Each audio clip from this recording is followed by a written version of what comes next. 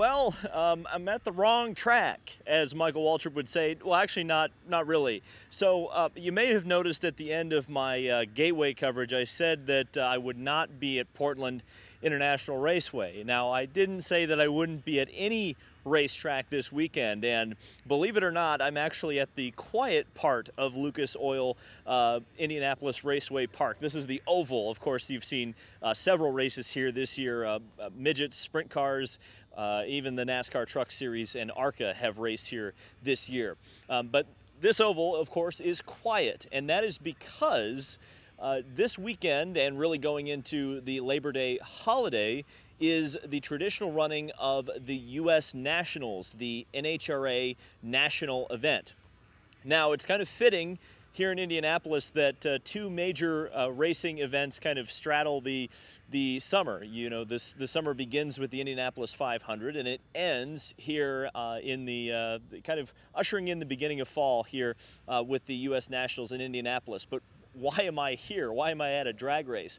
Well, actually, the NHRA was kind enough to reach out to me. Actually, they reached out to me probably at the beginning of the year, maybe towards the end of last year. And, you know, they said, hey, we'd love to have you out at an event sometime. And I said, yeah, if anything ever meshes where I can, you know, have a free weekend from IndyCar or other obligations, I'd love to come out. But I never really thought that I'd be able to come to the U.S. Nationals because, of course, I knew that it was Portland weekend. Well, since I decided to not come to Portland, all of a sudden this opportunity presented itself, and the NHRA was kind enough to, you know, make another introduction and say, hey, we want you out here. And I said, hey, I'd like to be out here.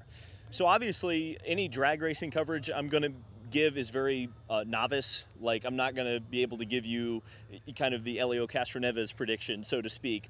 But what I hope to bring you this weekend is someone from a different motorsport coming into something that he doesn't really know all that much about, or at least past rudimentary knowledge anyway, and hopefully I can present it in a way that is interesting to those of you who may be interested in other motorsports like NASCAR, IMSA, IndyCar, F1, the stuff we usually talk about.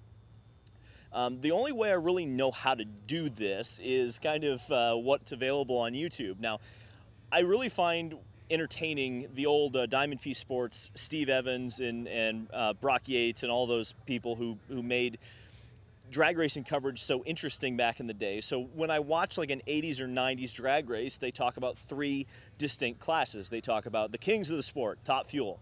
They talk about the wild and wacky funny cars, and they talk about the pro stocks, which in a lot of ways are the favorite of the car culture nuts because they're the top class that is closest to what you drive on the street.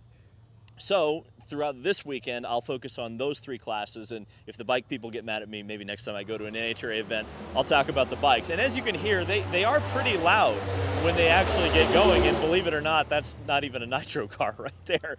So, Top Fuel. Now today we had qualifying for the U.S. Nationals, but we also had the Pep Boys All-Star Call-Out. I'll talk about that here in a bit.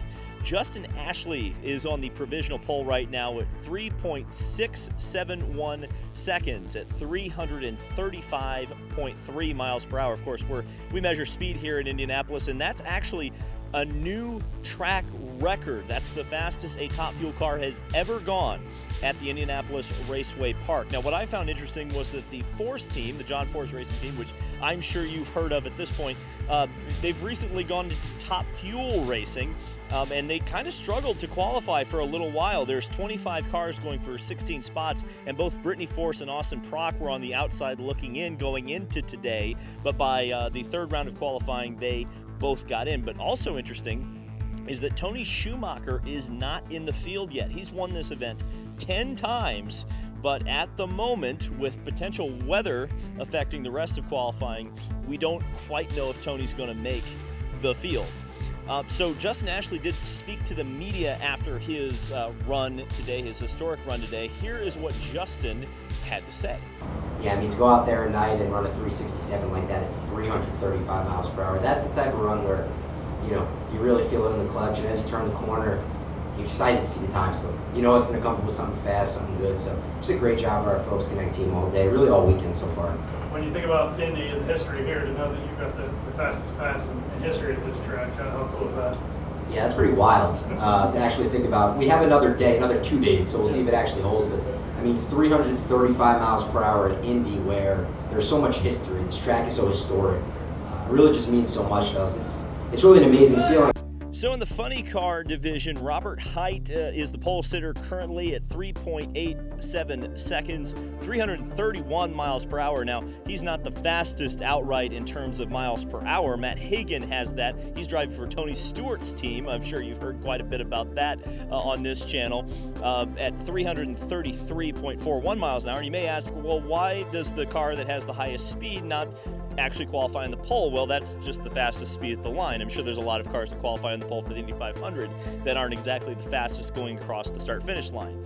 Even though it is, you know, a straight line race, it still is a race, and the fastest way to get between 2 points isn't often reflected in top speed. Now, in funny car, only 18 cars are going for 16 spots. So only 2 cars will go home. We're not really expecting any major surprises there. And in pro stock, Greg Anderson currently sits on the provisional pole at 6.567 seconds at 208 miles an hour. Erica Enders, who I know from a Disney movie, qualified at the top speed of 209.3 miles per hour.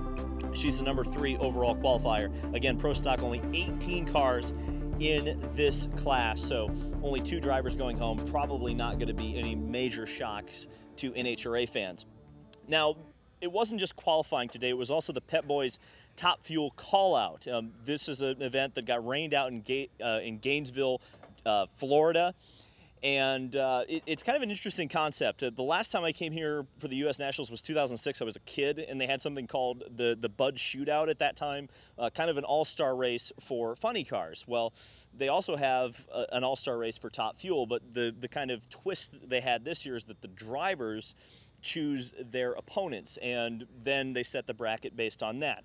So long story short, it came down to Steve Torrance and Brittany Force. Now, Brittany Force had yet to qualify, so it wasn't exactly like she was going to go for a race win, even though $80,000 were on the line. I think the Force family has enough money at this point.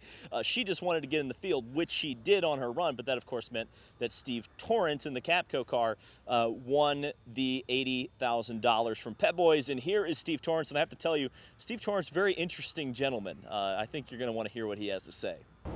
It's huge for us. I wouldn't say that we've had a difficult season because we've been no lower than 4th in the points, but it's not indicative of the last 5 seasons that we've had where we've been able to really dominate and at this point in the season be so far ahead that we're not worried about losing that #1 seed.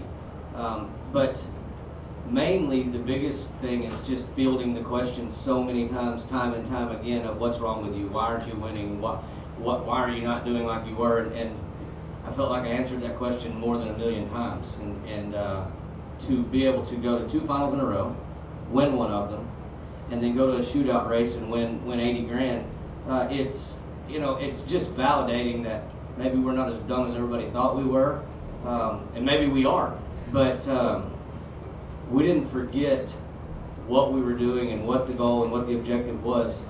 We just deviated from the plan a little, or from the norm, to develop a different plan or routine and platform, and it's all going in the right direction now. We've been in the situation where you lead the points all year, and you go into the countdown and you lose every bit of that hard work and effort and money that you wasted to get to that point, and you lose the championship.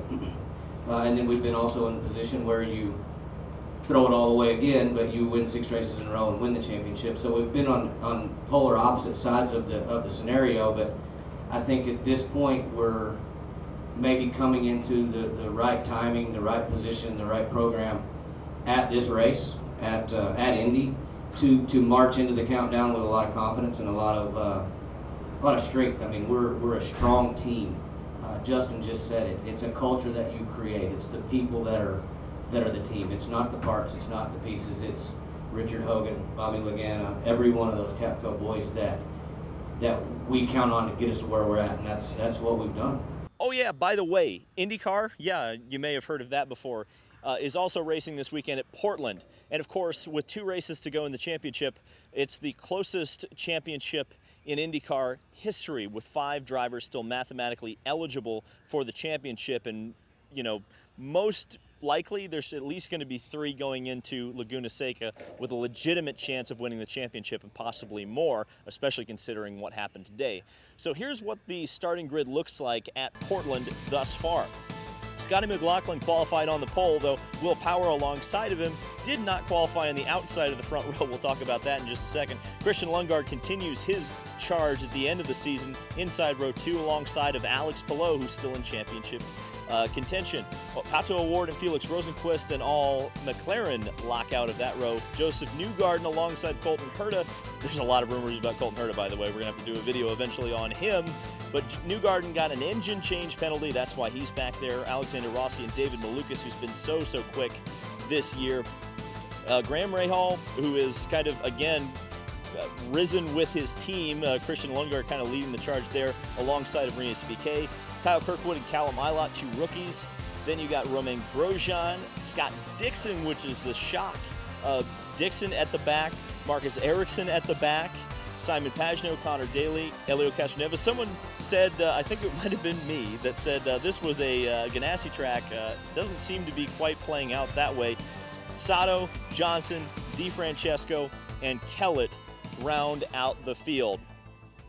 So an important note, and why Penske actually was 1, 2, 3 in qualifying, but with the engine change for Newgarden, it's not quite 1, 2, 3.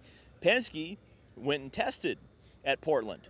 The other teams, well, at least Ganassi, when we're talking about championship, they went and tested at Laguna Seca.